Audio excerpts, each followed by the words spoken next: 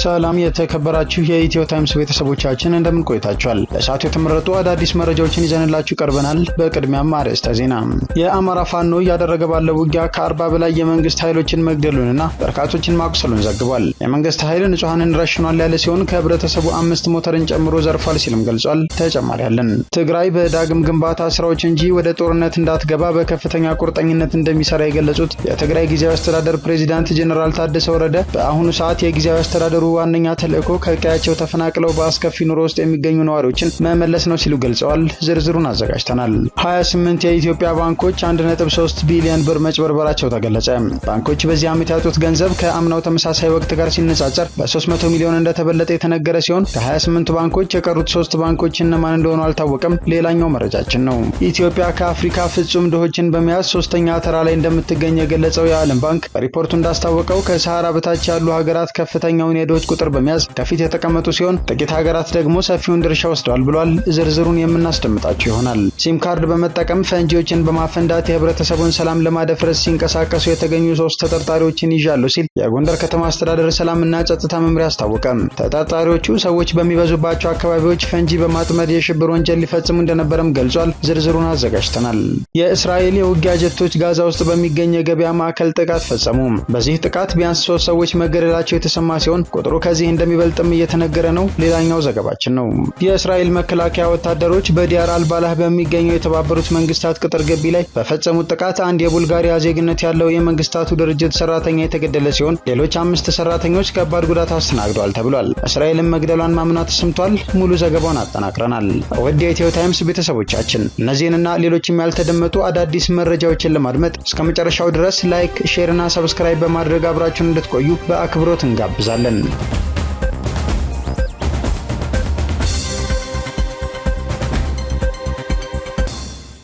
የጊዜያዊ አስተዳደሩ ዋነኛ ተልዕኮ ከቀያቸው ተፈናቅለው በአስከፊ ኑሮ ውስጥ የሚገኙ ነዋሪዎችን መመለስ ነው ሲሉ ፕሬዝዳንት ታደሰ ወረደ አስታወቁም። በትግራይ ክልል ከቀያቸው ተፈናቅለው በከፋ ኑሮ ውስጥ የሚገኙ ተፈናቃዮች ወደ ቀያቸው የመመለስ ጉዳይ የጊዜያዊ አስተዳደሩ ዋነኛ ተልዕኮ ነው ሲሉ የክልሉ ጊዜያዊ አስተዳደር ፕሬዝዳንት ጀነራል ታደሰ ወረደ አስታወቁም። ፕሬዝዳንቱ ይህንን ያስታወቁት የአፍሪካ ህብረት የፕሪቶሪያ የሰላም ስምምነት መከታተል ማረጋገጥና ማክበር ተልዕኮ ከፍተኛ ኃላፊ ሆነው የተመደቡት ሜጀር ጀነራል ሳማድ አክሶዲ ትናንት ሚያዝያ 16 ቀን 2017 ዓ.ም በጽህፈት ቤታቸው ተቀበለው ባነጋገሩበት ወቅት ነው። ፕሬዝዳንቱ አክለውም ተፈናቃዮችን ለመመለስ የትግራይ ሰራዊት ወደ ህብረተሰቡ የማቀላቀልና መልሶ የማቋቋም በአጠቃላይ በፕሪቶሪያው ስምምነት አፈጻጸም ዙሪያ ከፌዴራል መንግስት ጋር በመቀራረብ እንደሚሰራ ገልጸዋል። በአንዳንድ አካላት ጦርነት ሊነሳ ይችላል የሚሉት ስጋቶች እንደሚነሱ የጠቆሙት ፕሬዝዳንቱ በምንም ምክንያት ትግራይ ወደ ዳግም ጦርነት የምትገባበት መንገድ እንደማይኖር መግለጻቸውን ከአስተዳደሩ ፕሬዝዳንት ጽህፈት ቤት ያገኘነው መረጃ ያሳያል። ትግራይ የትኛውንም አካል ደግፋ የምትቆምበት ምክንያት የለም ያሉት ፕሬዝዳንት ጀነራል ታደሰ ወረደ ከዚህ በኋላ ትግራይ በዳግም ግንባታ ስራዎች እንጂ ወደ ጦርነት እንዳትገባ በከፍተኛ ቁርጥነት እንደሚሰራም ገልጸዋል።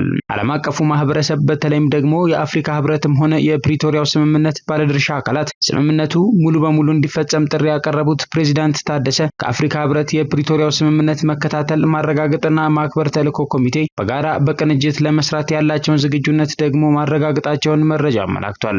ሜጀር ጀነራል ሳማድ አክሶዲ በበኩላቸው በፕሪቶሪያው ስምምነት አፈጻጸም ተፈናቃዮችን መመለስ በሚቻልበት ሁኔታ እንዲሁም በዲዲአር አፈጻጸም ሂደት ለመወያየት መምጣታቸውን በመጠቆም ለፕሪቶሪያው ስምምነት የተሟላ ትግበራ የሚቻላቸውን ሁሉ እንደሚሰሩ መግለጻቸውን የጽህፈት ቤቱ መረጃ ያሳያል። በአፍሪካ ህብረት የፕሪቶሪያ ስምምነት የክትትል ማረጋገጥና ማስከበር ተልዕኮ ኮሚቴ ኃላፊ ሆነው የተሾሙት ሜጀር ጀነራል ሳማድ አላዴ ሚያዝያ 6 ቀን 2017 ዓ.ም ከህዝባዊ ወያነ ሓርነት ትግራይ ህወሓት ሊቀመንበር ዶክተር ደብረጽዮን ገብረሚካኤል ጋር መምከራቸው የሚታወስ ነው። ሊቀመንበሩ ደብረጽዮን ገብረሚካኤል የፕሪቶሪያ የሰላም ስምምነት አተገባበር ዙሪያ ያሉ ሁኔታዎች አሳሳቢ በመሆናቸው የአፍሪካ ህብረት ፓኔል ውይይት ሊያደርግ ይገባል ሲሉ በውይይታቸው ወቅት መግለጻቸው በዘገባው ተካቶ ነበር። በፕሪቶሪያ ስምምነት መሰረት ከመከላከያ ሰራዊት ውጭ ያሉ ታጣቂዎች ከትግራይ ግዛት አሁን አለመውጣታቸውን፣ የተሰደዱና የተፈናቀሉ ዜጎች ወደ ቀያቸው መመለስ አለመቻላቸውን እንዲሁም የትግራይ ሉዓላዊ መሬቶች በወራሪዎች ቁጥጥር ስር ይገኛሉ ሲሉ ደብረጽዮን ገብረሚካኤል ለተሿሚው መናገራቸውንም ፓርቲው ባጋራው መረጃ ላይ ተመልክተን ነበር። የኢትዮጵያ መንግስት የፕሪቶሪያ ስምምነትን እየጣሰ ነው፣ የትግራይን ህዝብ እየገፋው ነው ሲል ህዝባዊ ወያነ ሓርነት ትግራይ ህወሓት ለ5 ቀናት ሲያካሂደው የነበረውን የማዕከላዊ ኮሚቴ ስብሰባ ማጠናቀቁን ተከትሎ ሚያዝያ 4 ቀን 2017 ዓ.ም ባወጣው መግለጫ ማስታወቁ ይታወሳል። በአማራ ክልል ከሚገኙ ከ3000 በላይ የቱሪስት አገልግሎት ሰጪ ተቋማት የብቃት ማረጋገጫ ያገኙት 163ቱ ብቻ ናቸው ተባለ። ባለፉት 9 ወራት የቱሪስት አገልግሎት ሰጪ ተቋማትን አስመልክቶ የብቃት ማረጋገጫ የመስጠት ስራ መከናወኑን የክልሉ ባህልና ቱሪዝም ቢሮ አስታውቋል። የቢሮው የህዝብ ግንኙነት ኃላፊ አቶ አበበ እምቢያለ እንደተናገሩት በዚህ ጊዜ ውስጥ 3450 ለሚሆኑ የቱሪስት አገልግሎት ሰጪ ተቋማት የብቃት ማረጋገጫ ለመስጠት ቢታቀድም 163 ተቋማት ብቻ የብቃት ማረጋገጫ አግኝተዋል። በዚህም መሰረት በባህር ዳር 59፣ በዋግ 6፣ በማዕከላዊ ጎንደር 4፣ በሰሜን ወሎ 46፣ በደቡብ ወሎ 13፣ በኮምቦልቻ 4 እንዲሁም በሰሜን ጎጃም ለሚገኙ ተቋማት 7 የብቃት ማረጋገጫ መስጠት ተችሏል። አፈጻጸሙ ከ9 ወሩ ዕቅድ አንጻር 5 በመቶ እንዲሁም ከዓመቱ ዕቅድ አንጻር ደግሞ 4 በመቶ ሲሆን ክንውኑ በጣም ዝቅተኛ መሆኑ ተጠቅሷል። ይህ የሆነበት ምክንያት ከንግድና ገበያ ልማት ቢሮ ጋር ያለው የብቃት ማረጋገጥ ተግባር መፍትሄ ባለማግኘቱ እንደሆነ አቶ አበበ ገልጸው በክልሉ ያለውን የመስተንግዶና የጉብኝት ስርዓት የጎዳ መሆኑን ያሳያል ሲሉ አክለዋል። በተጨማሪም ዘርፉ ከተቀመጠው ደረጃ አኳያ ምርትና አገልግሎትን ማቅረብ አለመቻሉንና በሂደት በዘርፉ ከውድድር ለመውጣት እንደሚችል ጭምር የሚያሳይ ክፍተት ነው። በሌሎች የኢትዮጵያ አካባቢዎች እንዲህ አይነቱ ተግባሩ የሚከናወን ሲሆን በአንጻሩ በአማራ ክልል በተፈለገው አግባብ እየተሰራበት አይደለም። ክልሉ ከሌሎች የኢትዮጵያ አካባቢዎች በከፍተኛ ሁኔታ የቱሪዝም ጸጋ እንዳለው ቢታወቅም የከፋ የምርትና አገልግሎት አሰጣጥን በተለይም የንጽህናና የሰራተኛ አያያዝ ዝቅተኛ የኮከብ ደረጃ ምደባ መኖሩ ተመላክቷል። በክልሉ ባለ 5 ኮከብ ሆቴል አለመኖሩን የገለጹት አቶ አበበ ባለ 4 ኮከብ ሆቴሎችም ቢሆኑ እጅግ በጣም ውስን ናቸው። ችግሩ መፍትሄ ካልተሰጠው ወደፊት የጉብኝትና መስተንግዶ ስርዓት መዛነፍና በተጠቃሚዎች ቅሬታና እንደ ክልልም ተወዳዳሪነትን ማረጋገጥ አይችልም ተብሏል። በቀጣይ ዘርፉን ተወዳዳሪ ለማድረግ የተለያዩ ድጋፎች እንደሚደረጉም ተገልጿል። የኢትዮጵያ የዋጋ ግሽበት በመጪው የፈረንጆች ዓመት ወደ 10 በመቶ ዝቅ ሊል እንደሚችል የሀገሪቱ ማዕከላዊ ባንክ ኃላፊ አቶ ማሞ ምህረቱ ገልጸዋል። ይህ የዋጋ ግሽበት ቅናሽ በ10 ዓመታት ውስጥ ዝቅተኛው ሲሆን መንግስት ላደረገው የኢኮኖሚ ማሻሻያ ፕሮግራም ምስጋና አቅርበዋል። ዘገባው የተገኘው ከሲጂቲኤን አፍሪካ ነው። 28 የኢትዮጵያ ባንኮች 1.3 ቢሊዮን ብር ተጭበረበሩ። 28 የኢትዮጵያ ባንኮች 1.3 ቢሊዮን ብር መጭበርበራቸውን የኢትዮጵያ ብሔራዊ ባንክ ዓመታዊ የገንዘብ ደህንነት ሪፖርትን ጠቅሶ የፌዴራል የሥነ ምግባርና ጸረ ሙስና ኮሚሽን ይፋ አደረገ። የባንኩ ሪፖርት እስከ ሰኔ 2024 ድረስ ያሉ የገንዘብ እንቅስቃሴዎች ዙሪያ ትኩረቱን አድርጓል። ባንኩ በሪፖርቱ ላይ እንደጠቀሰው 28 የኢትዮጵያ ባንኮች 1.3 ቢሊዮን ብር በአጭበርባሪዎች ገንዘባቸውን አጥተዋል ብሏል። የማጭበርበር ድርጊቶች የተፈጸሙት በሐሰተኛ የገንዘብ ኖቶች፣ በተሰረቁ የኤቲኤም ማሽኖች፣ በሐሰተኛ ቼኮች፣ በሐሰተኛ የስልክ መልእክትና በተያያዥ መንገዶች አማካኝነት ነው። በዚህ ዓመት ባንኮች ያጡት ገንዘብ ከአምናው ተመሳሳይ ወቅት ጋር ሲነጻጸር በ300 ሚሊዮን ብር ጭማሪ እንዳሳየም በሪፖርቱ ላይ ተጠቅሷል። በኢትዮጵያ በአጠቃላይ ካሉ 31 ባንኮች ውስጥ 28ቱ ሲጭበረበሩ የቀሪዎቹ 3 ባንኮች ማንነት ግን በሪፖርቱ ላይ አልተጠቀሰም። ባንኮች ከአነስተኛ የብድርና ቁጠባ ተቋማት ጋር በመቀናጀት ብድሮችን እየሰጡ ነው የተባለ ሲሆን ይህ አገልግሎት እየጨመረ መሄድና የበይነ መረብ ማጭበርበሮች መበራከት ባንኮች የሚያጡት ገንዘብ ሊጨምር እንደሚችል ብሔራዊ ባንክ በሪፖርቱ ላይ ጠቅሷል። ትራማዶል፣ ሲጋራና ጥሬ ገንዘብ ለህግ ታራሚዎች ለማስገባት የሞከሩ በእስራትና በገንዘብ ተቀጡ።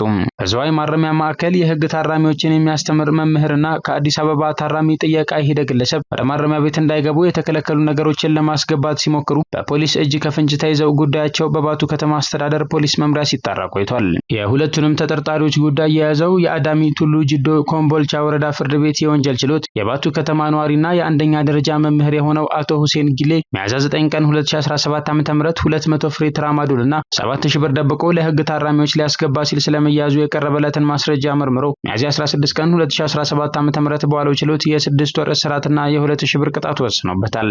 በተመሳሳይ ከአዲስ አበባ ታራሚ ለመጠየቅ ወደ ዝዋይ ማረሚያ ማዕከል የሄደው ወጣት ፍሬዘር ብርሃኑ መጋቢት 25 ቀን 2017 ዓ.ም በያዘው የምግብ ሳህን ውስጥ ሌላ ሳህን ደርቦ ትራማዶልና ሲጋራ ለማስገባት ሲሞክር በፖሊስ እጅ ከፍንጅ ተይዞ በባቱ ከተማ ፖሊስ መምሪያ ምርመራ ሲጣራበት ቆይቷል። ምርመራው ተጠናቆ የቀረበለት የአዳሚ ቱሉ ጅዶ ኮምቦልቻ ወረዳ ፍርድ ቤት የወንጀል ችሎት ተከሳሹ ጥፋተኛ መሆኑን አረጋግጦ ግለሰቡን ያስተምረዋል ያለውን የ6 ወር እስራትና የ5000 ብር የገንዘብ ቅጣት እንደወሰነበት የፌዴራል ማረሚያ ቤት ኮሚሽን መረጃ ያመለክታል።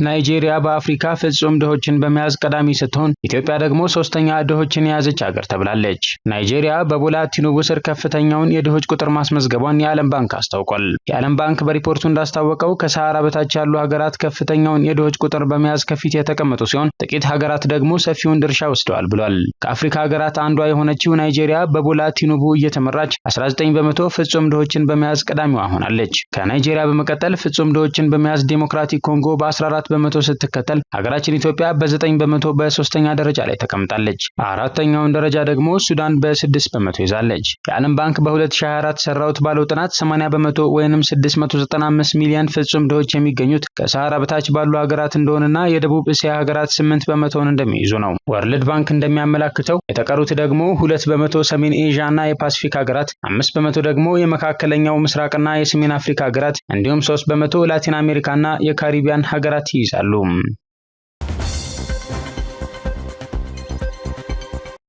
የአማራ ፋኖ በጎጃም 8ኛ በላይ ዘለቀ ክፍለ ጦር ሳምበርሃ ብርጌድ ሚያዝያ 17 ቀን 2017 ዓ.ም ከመንግስት ኃይል ጋር ሲያደርገው በዋለው ውጊያ ከ35 በላይ የመንግስት ኃይል መገደሉንና በርካታ ቁስለኛ እንደሆነ ዘግቧል። እንዲሁም ማህበረሰቡን ሲያሰቃይ የነበረ ነው ያለውን ጌቴ ሞገሴ የተባለ ሚሊሻ መግደሉንም አመላክቷል። የመንግስት ኃይል በቡክች ቀበሌና በሸበል በረንታ ወረዳ ገዳያሱ ቀበሌ፣ ቁጥቋጥ ቀበሌ ንጹሃንን ረሽኗል ያለው ፋኖ ቤት ለቤት በመዞር የማህበረሰቡን ሙሉ የቤት ዕቃ ወድሟል፣ እንዲሁም 5 ሞተር ዘርፏል ሲል ገልጿል። የአማራ ፋኖ በጎጃም 8ኛ በላይ ዘለቀ ክፍለ ጦር አባ ኮስተር ብርጌድ ሚያዝያ 16 ቀን 2017 ዓ.ም በእነማይ ወረዳ የትመን ከተማ ማዘጋጃ ቤት በቦምብ ጥቃት ማድረሱን ያመላከተ ሲሆን አባ ኮስተር ብርጌድ ስር ኢየሱስ ቀበሌ ጠጃጤል ጎጥ ላይ ባደረገው የደፈጣ ውጊያ 6 የመንግስት ኃይል ሞቷል፣ 4 ደግሞ ቁስለኛ ሆኗል ሲል ገልጿል።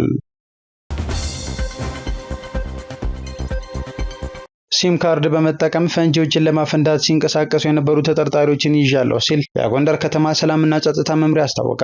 የጎንደር ከተማ አስተዳደር ሰላምና ጸጥታ መምሪያ ሲም ካርድ በመጠቀም ፈንጂዎችን በማፈንዳት የህብረተሰቡን ሰላም ለማደፍረስ ሲንቀሳቀሱ የተገኙ 3 ተጠርጣሪዎችን ይዣለሁ ሲል ገለጸ። ተጠርጣሪዎች ገበያ ስፍራዎች፣ በትምህርት ቤቶችና እንዲሁም ህዝብ በሚሰበሰብባቸው ስፍራዎች ፈንጂዎችን በማጥመድ የሽብር ተግባር ለመፈጸም ዝግጅት እንደነበራቸው ባካሄድነው ምርመራ አረጋግጠናል ሲሉ የመምሪያው ኃላፊ አቶ አለልኝ አለም ትናንትና ሚያዝያ 17 ቀን 2017 ዓ.ም በሰጡት መግለጫ አስታውቀዋል። ፍንዳታውን የሚያካሂደው በፈንጂው ላይ በሚታሰር የሞባይል ቀፎና ሲም ካርድ በመታገዝ ወይም ሲም ካርዱ በመደወል ፍንዳታውን በርቀት ሆነው እንደሚያካሂዱ ተደርሶበታል ብለዋል። የመምሪያው ኃላፊ አቶ አለልኝ አለም በመግለጫቸው ተጠርጣሪዎቹ ከቀናት በፊት ምሽት ላይ በከተማው አንድ ፖሊስ ጣቢያና በክፍለ ከተማ ጽሕፈት ቤት ላይ ፈንጂ በማፈንዳት ተሰውረው የቆዩ ናቸው ማለታቸውን ከከተማዋ ኮሚኒኬሽን የተገኘው መረጃ ያሳያል። የጸጥታ መዋቅሩ ባደረገው ጥብቅ ክትትልና ስምሪት ተጠርጣሪዎቹ ሌላ የሽብር ተልዕኮ ለመፈጸም በአንድ የግለሰብ መኖሪያ ቤት ውስጥ በድብቅ ካዘጋጇቸው የፈንጂ መሳሪያዎች ጋር በቁጥጥር ስር ሊውሉ ችለዋል ማለታቸውንም መረጃው አካቷል። በ7 ዓመቷ ታዳጊ ላይ የመድፈር ጥቃት የፈጸሙት የ75 ዓመቷ አዛውንት በእስራት ተቀጡ። በባሌ ዞን ጎሮ ወረዳ ነዋሪ የሆኑት የ75 ዓመቷ አዛውንት የ7 ዓመቷ ታዳጊ ላይ የመድፈር ጥቃት በመፈጸማቸው በእስራት እንዲቀጡ የተወሰነባቸው መሆኑን የባሌ ዞን ፖሊስ መምሪያ አስታውቋል። ከባሌ ዞን ፖሊስ ዋና መምሪያ የኮሚኒኬሽን ጽሕፈት ቤት የተገኘው መረጃ እንዳመላከተው ተከሳሽ ተሾመ ገመቸው የተባሉት ግለሰብ ህዳር 9 ቀን 2017 ዓ.ም ከቀኑ 10 ሰዓት ላይ በባሌ ዞን ጎሮ ወረዳ ውስጥ የ7 ዓመቷ ታዳጊ ከምትጫወትበት ስፍራ በመሄድ ጁስ ልግዛልሽ በማለት አታለው በመውሰድ ወደ ራሳቸው ሱቅ በማስገባት ፍራሽ ላይ በማስቀመጥ ጁስ ከሰጧት በኋላ የተለያዩ የሰውነት ክፍሎቿን በመሳም ራሳቸውን ካዘጋጁ በኋላ የመድፈር ጥቃት ሊፈጽሙባት እንደቻሉ በማስረጃ ተረጋግጧል።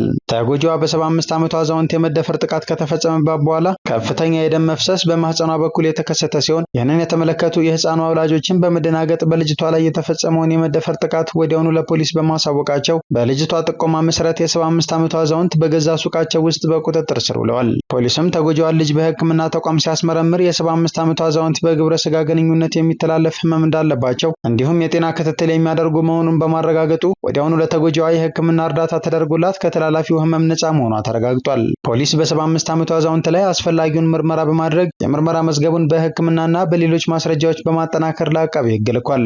አቃቤ ሕግም ከፖሊስ የተላከውን የምርመራ መዝገብ ተመልክቶ በወንጀል ሕግ ቁጥር 627 በህፃናት ላይ የሚፈጸም የግብረ ስጋ ድፍረትና በደል እንዲሁም በወንጀል ሕግ ቁጥር 514 ህመምን በማስተላለፍ ወንጀል ክስ መስርቶበታል።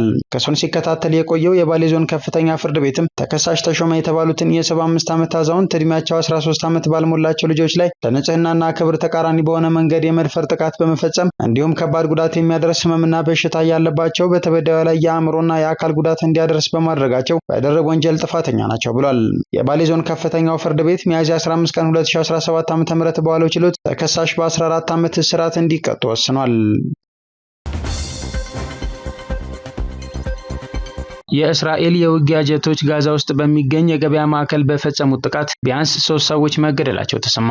እስራኤል በጋዛ ላይ የምትፈጽማቸውን ጥቃቶች አጠናክራ በቀጠለችበት በዚህ ወቅት ሐሙስ ዕለት ብቻ በአንድ የሞቀ የገበያ ማዕከልና በጀባሊያ መንደር ላይ በደቂቃዎች ልዩነት ጥቃት ፈጽማለች። ከአካባቢው የወጡ መረጃዎች እንደሚያሳዩት ከሆነም ጀባሊያ ላይ በተፈጸመው ጥቃት የከተማው ፖሊስ ጣቢያ ላይ ያነጣጠረ የነበረ ሲሆን ከዚህ ባሻገር በርካቶች የሚገበያዩበት የገበያ ማዕከልም የጥቃቱ ሰለባ ነው። የገበያ ማዕከሉ ጥቃት በተፈጸመበት ወቅት በርካቶች በስፍራው የነበሩ ሲሆን ከነዛ መካከል 3 ሰዎች ወዲያውኑ ህይወታቸው ማለፉ ተሰምቷል። በቦታው የነበሩ የዓይን እማኞች ለአልጀዚራ እንደተናገሩት ከሆነም ጥቃቱ ግዙፍ ነበር ያሉ ሲሆን በአካባቢው የተስተዋሉት ተዋጊ ጄቶች ቢያንስ 2 ቦምቦችን ጥለዋል ብለዋል። አክለውም ምንም እንኳን እስካሁን የ3 ሰዎች ህይወት ብቻ ማለፉ ቢገለጽም ቁጥሩ ከዚህ ከፍ ሊል እንደሚችል ተናግረዋል።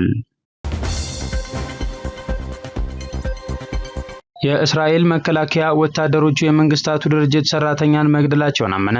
የተባበሩት መንግስታት ሰራተኛቸው ከታንክ ላይ በተተኮሰ ጥይት ተመቶ እንደተገደለ አረጋግጧል። የእስራኤል መከላከያ ባለፈው ወር በጋዛ ሰርጥ ውስጥ የሞተውን የመንግስታቱ ድርጅት ሰራተኛን አለመግደሉን ተናግሮ ነበር። መጋቢት 19 የእስራኤል ጦር በዲያር አልባላህ በሚገኘው የተባበሩት መንግስታት ቅጥር ግቢ ላይ በፈጸመው ጥቃት አንድ የድርጅቱ ሰራተኛ መሞቱን ተከትሎ ጥቃቱን አለመፈጸሙን ገልጾ ነበር። ነገር ግን ሐሙስ ዕለት የእስራኤል መከላከያ ሚኒስቴር ባወጣው መግለጫ የመጀመሪያ ደረጃ የምርመራ ውጤቱ እንደሚያሳየው ቅጥር ግቢ ውስጥ በሚገኙ ህንጻዎች በስህተት ጠላት እንደሚገኝባቸው በመለየታቸው ወታደሮቹ የመንግስታቱ ድርጅት ሰራተኛን መግደላቸውን አምኗል። በመግለጫው ህንጻው ላይ ጥቃት የተፈጸመው ጠላት መኖር አለመኖሩ ላይ ቅኝት ከተደረገ በኋላ ቢሆንም የተባበሩት መንግስታት ተቋም መሆኑ አልተለየም ነበር ብሏል። የመጀመሪያ ደረጃ ምርመራ ውጤቱን ለተባበሩት መንግስታት ድርጅት ማጋራቱን የገለጸው መከላከያ ሚኒስቴሩ አጠቃላይ ሪፖርቱን ሲጠናቀቅ እንደሚያስረክብ አስታውቋል። የእስራኤል መከላከያ በፈጸመው ጥቃት ቬልቭ ማሪኖቭ የተባለ የቡልጋሪያ ዜግነት ያለው የመንግስታቱ ድርጅት ሰራተኛ የተገደለ ሲሆን ሌሎች 5 ሰራተኞች ከባድ ጉዳት አስተናግደዋል።